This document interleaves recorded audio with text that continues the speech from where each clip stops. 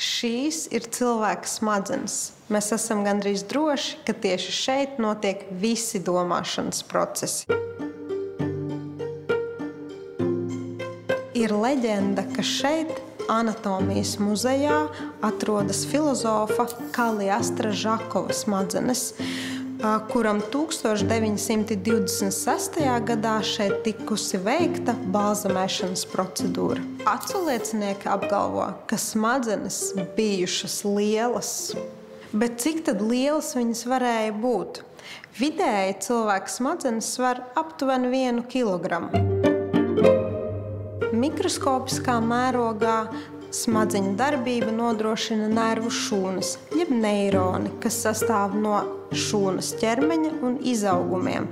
Šūnas ķermenī atrodas kodols ar savu DNS un vadības centru.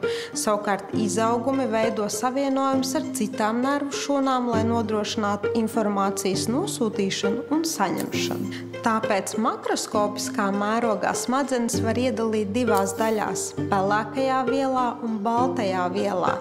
Pelēkajā vielā izvietojas neironu ķermeņi. Tas rada tumšo nokrāsu. Savukārt baltajā vielā atrodas neironu izaugumi, kas ir klāti ar mielīnu. Tas satur daudz taukvielu. Tas arī rada to gaišo nokrāsu. Te var redzēt.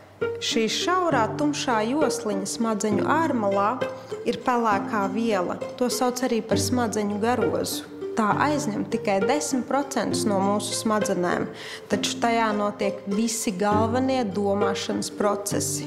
Tajā veidojas atmiņa, tiek pieņemti lēmumi, veikti aprēķini, tiek saprasts redzētais, dzirdētais, runa, intelekts, priekšmetu un mums pazīstamu cilvēku seju atpazīšana. Uztveram tādas sajūtas kā sāpes, temperatūru, garšu, smaržu. Arī šo video uztveram ar tieši šo smadzeņu daļu.